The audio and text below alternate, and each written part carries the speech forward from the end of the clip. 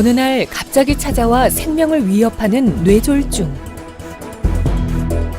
우리의 뇌는 단 몇 분이라도 혈액 공급이 중단되면 돌이킬 수 없는 큰 손상을 입게 되는데요.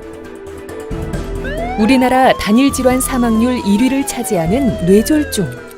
뇌졸중은 시간이 곧 생명이며 골든타임을 놓치게 되면 치명적인 장애를 안고 살 수 있습니다. 뇌졸중은 생명을 위협하는 건 물론이고 심각한 후유증을 남기는 경우가 굉장히 많거든요. 제때 치료를 못하면은 힘든 장애를 가지고 평생을 살아야 됩니다. 따라서 이 목숨을 구하고 또 장애를 최소화하기 위해서는 가능한 빨리 치료를 받는 게 제일 중요하고요. 물론 제일 중요한 거는 뇌졸중이 안 오도록 미리 예방하는 게 제일 중요하다고 할 수가 있죠. 우리 뇌는 크게 대뇌, 소뇌, 뇌관으로 이루어져 있는데요. 심장에서 나온 혈액이 뇌로 향하는 혈관을 통해 산소와 영양을 공급받고 있습니다. 혈전으로 뇌혈관이 갑자기 막히면 뇌경색, 높은 혈압으로 인해 혈관이 터지면 뇌출혈이 발생하는데요. 이 두 가지 질환을 뇌졸중이라고 합니다. 중풍이라고도 불리는 뇌졸중은 80% 이상이 뇌경색인 것으로 나타났습니다. 뇌졸중 증상은 매우 다양한데요. 갑자기 나타난다는 점이 큰 특징입니다. 갑자기 한쪽 팔다리에 힘이 빠져 저리고 감각이 없어지거나 체형 28 모임 있는 거 알지? 나도 발음이 어눌하고 말이 제대로 나오지 않거나 한쪽 얼굴에 마비가 오는데요.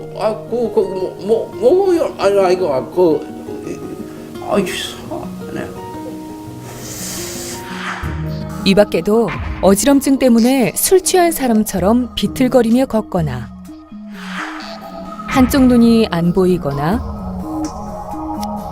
물체가 두 개로 보이기도 하고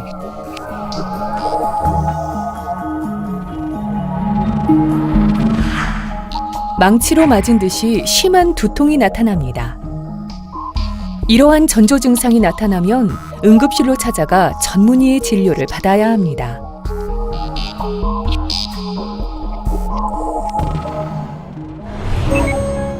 뇌졸중은 고혈압, 당뇨, 고지혈증, 흡연, 그리고 부정맥인 심방세동 등이 중요한 원인으로 알려져 있는데요. 뇌졸중이 다른 혈관 질환과 다른 점은 원인이 워낙 다양하다는 점입니다. 하지만 그래도 역시 뇌졸중의 가장 중요한 원인을 꼽으라면 동맥경화라고 할 수가 있죠. 동맥경화의 원인 1번은 고혈압입니다. 높은 혈압을 그대로 방치하게 되면 혈관이 딱딱해지고 안에 기름때가 잘 끼고 그로 인해서 혈관이 좁아지게 되죠. 좁아진 부위에 혈전이 끼어서 혈관이 막히면 뇌경색이 오게 되는 거고 딱딱해진 혈관이 갑자기 터지게 되면 뇌출혈을 일으키게 되는 거죠. 두 번째로 중요한 동맥경화의 원인은 당뇨병, 고지혈, 흡연 이 세 가지를 들 수가 있는데요. 이 세 가지 요인 모두가 뇌혈관의 기름때, 즉 직상경화 또는 동맥경화 이런 걸 잘 끼게 만들고 이로 인해서 혈관이 좁아지면 마찬가지로 혈전이 생겨서 뇌경색을 일으키게 됩니다. 요즘 들어서 특히 나이 많으신 분들한테 관심을 받고 있는 중요한 뇌졸중의 원인이 심장병인데요. 여러 심장병 중에서도 맥박이 불규칙한 심방세동이 가장 중요한 원인입니다. 심장의 맥박이 불규칙해지면 심장 안에 혈전이 잘 생기고 이 혈전이 심장 안에서 떨어져 나와서 뇌로 흘러가 뇌혈관을 갑자기 막게 되면 아주 심각한 뇌경색을 일으킬 수가 있습니다. 뇌졸중은 재발 위험 또한 큰데요. 가벼운 증세의 뇌경색이 왔지만 이를 인지하지 못한 채 일상생활을 하다가 뇌졸중이 재발하는 환자가 적지 않습니다. 하얗게 보이는 부분이 있죠. 이게 요번에 뇌경색입니다. 좀 의학용어로 전문적으로 표현하면 급성 뇌경색. 여기는 하얗게 보이는 게 아니라 시커멓게 구멍이 뚫려 있는 듯이 보이는 부분들이 여러 군데가 보이죠. 요거는 전에 지나간 뇌경색 흔적들이에요. 이게 의미하는 거는 환자가 느낀 뇌경색은 증상으로 느낀 뇌경색은 이번이 처음이지만 사진상으로는 이미 여러 번 뇌경색이 짧게 지나간 흔적들이 여러 군데 있다는 뜻이에요. 한두 군데가 아니죠, 지금. 한 4-5 군데 정도 됩니다. 즉, 재발했다는 거죠. 이렇게 뇌경색은 굉장히 재발을 잘해요. 앞으로 목표는 더 이상 재발하지 않도록 관리하는 게 목표입니다. 흔히 일반인들한테 미니 뇌졸중 해서 알려진 그런 병이 있는데요. 이거를 전문 용어로 부르면 일과성 뇌허혈 또는 일과성 허혈 발작이라고 부릅니다. 글자 그대로 일시적으로 뇌에 피가 안 통했다는 뜻이죠. 이제 이런 경우는 뇌혈관이 혈전으로 막혔다가 수분 혹은 길어야 수십 분 이내에 저절로 뚫리는 경우를 얘기합니다. 쉽게 말하면은 뇌경색이 올 뻔하다가 저절로 풀리는 경우죠. 그러니까 증상이 좋아지니까 환자들은 좋아졌으니까 다행이다라고 그냥 방심하는 경우가 많은데, 사실 이런 경우엔 수일 이내에 며칠 내에 뇌혈관이 다시 막혀서 뇌경색이 오는 경우가 매우 많기 때문에 아무리 증상이 좋아졌어도 뇌경색에 준한 치료를 반드시 받으셔야 합니다. 발병 4시간 30분 이내 뇌경색의 경우 혈전용의 약물을 투여해 막힌 혈전을 녹이는 치료를 시행합니다. 또한 대퇴동맥을 통해 카테터를 넣어 혈전을 직접 제거하는 동맥 내 혈전 제거술을 시행할 수 있는데요. 이는 발병 후 12시간에서 24시간 이내에 시행할 수 있습니다. 경동맥의 동맥경화가 심한 경우에는 좁아진 부위에 풍선을 삽입하고 부풀려 넓힌 후 다시 좁아지지 않도록 특수 금속 철망인 스텐트를 삽입하는 시술을 시행합니다. 뇌혈관 벽이 약해지고 늘어나서 꽈리처럼 부풀어 오르면 뇌동맥류라고 하는데요. 풍선처럼 부풀어 오른 뇌동맥류는 예고 없이 터진다고 해서 뇌 속의 시한폭탄이라고 불리는데 골든타임이 없습니다. 뇌혈관 촬영을 했는데 촬영 결과를 보니까 조금 의외의 결과가 나왔습니다. 이게 오른쪽 뇌로 가는 굉장히 중요한 혈관인데, 보시면 아시겠지만 여기 크게 부풀어 있는 부분이 있죠. 네, 이걸 우리가 혈관꽈리라고 불러요. 그냥 놔두면 터질 위험이 높은데 크기가 클수록 위험한데, 저희 크기를 측정을 해보니까 9mm, 7mm 상당히 큰 편입니다. 그래서 이거는 그냥 방치하면은 언제 터질지 모르기 때문에 미리 수술이나 시술을 통해서 터지지 않도록 조치를 할 필요가 있습니다. 뇌혈관이 꽈리처럼 부풀어 오르는 뇌동맥류는 뇌출혈의 굉장히 중요한 원인인데요. 동맥류가 터지지 않도록 하기 위해서는 두 가지 치료법이 있습니다. 동맥류를 묶어서 터지지 않도록 하는 수술법이 있고요. 동맥류 안에 코일을 채워가지고 터지지 않도록 하는 시술 치료법이 있습니다. 그렇지만 동맥류가 있다고 해서 이런 치료를 반드시 다 해야 된다, 다 하는 것은 절대로 아니고요.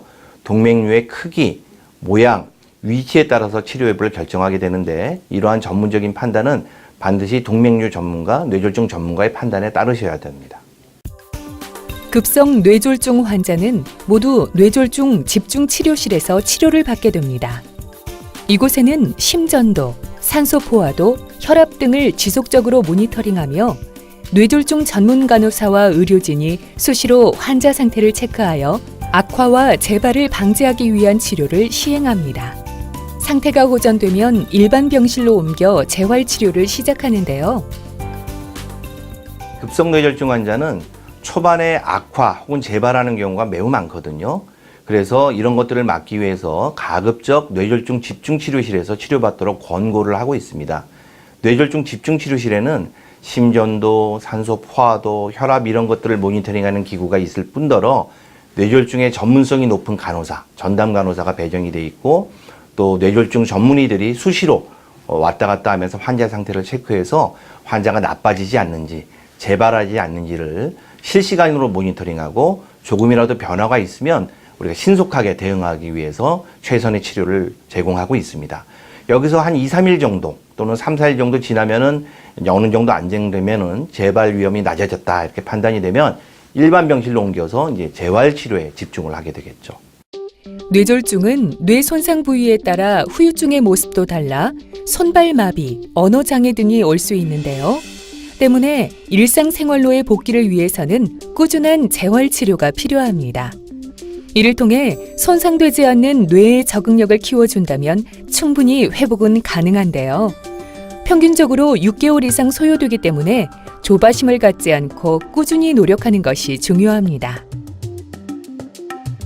뇌의 특징은 한 번 손상되면 복구가 안 된다는 점이죠. 따라서 뇌졸중 환자는 이론적으로는 회복이 불가능합니다. 그런데 뇌졸중 환자는 좋아질 수가 있거든요. 그 이유가 뭐냐?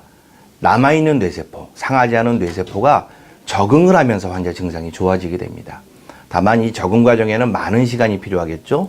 또 그 적응을 좀 더 촉진시키려면은 뭔가 자극, 채찍질이 필요한단 말이죠. 그게 바로 재활치료가 되겠습니다. 그래서 제가 환자들한테 늘 강조하는 게 지금 증상이 심하다고 좌절하지 마시고 희망을 가지고 꾸준히 조바심을 가지지 마시고 길게 보고 재활치료를 하시면 6개월, 1년 지나면은 자기 기대 이상, 생각 이상으로 많이 좋아지는 경우가 많습니다. 희망을 가지십시오.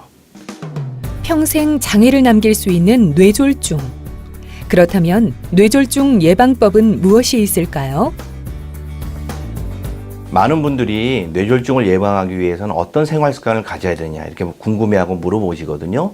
근데 사실 별다른 특별한 방법이 없습니다. 그냥 잘 먹고 운동 잘하고 스트레스 받지 않는 게 당연한데 이걸 좀 더 구체적으로 얘기하면은 첫째, 음식은 가릴 게 없어요. 골고루 드시면 되고요. 당뇨나 고지혈 이런 게 있다면 거기에 맞춰 시기를 좀 조절하시면 되고 과식을 하지 마시고 싱겁게 드시면 됩니다. 운동, 유산소 운동을 하루 30분 이상 주 5회 이상 꾸준히 하시고 그리고 뱃살이 나오지 않도록 관리를 잘 하시고요. 나쁜 생활 습관, 뭐 음주, 흡연 이런 걸 가지고 계신다면은 당연히 담배는 끊고 술도 가급적 적게 마시도록 노력을 하셔야 되겠죠. 평범한 일상생활 관리 속에 바로 뇌졸중 예방이 숨어 있습니다. 뇌혈관 질환 분야의 최고 전문의 신경과 구자성 교수는 뇌졸중 발생 초기에 빠르고 집중적인 치료 시스템을 적용해 완치율을 높임으로써 뇌졸중 환자의 후유증을 최소화시키고자 노력하고 있는데요. 제가 되고 싶은 의사상, 제가 아직 달성을 못했기 때문에 더욱 되고 싶은 의사상이라고 말씀드리고 싶은데 제가 보는 환자들 대부분은 뇌졸중 환자들이고 따라서 환자들 많은 분들이 장애를 가지고 있거든요. 예, 얼마나 불편하시겠어요. 그런 불편함을 이해해주고 가지고 계신 장애, 공감하는 의사가 되고 싶고요. 또 환자와 눈높이를 맞춰서 환자의 말을 잘 들어주고 환자와 의사소통을 잘하는 의사, 그런 의사가 제가 바로 되고 싶은 의사입니다. 뇌졸중 재발과 합병증 예방을 위해 꼼꼼하게 환자를 관리하는 뇌졸중 치료의 명의 신경과 구자성 교수. 덕분에 환자들은 어제보다 오늘이 그리고 내일이 더 좋아질 것이라는 희망을 품고 있는데요. 구자성 교수는 뇌졸중 환자의 육체뿐 아니라 마음까지 치료해야 한다는 자세로 오늘도 뇌혈관 질환의 연구와 진료에 최선을 다하고 있습니다.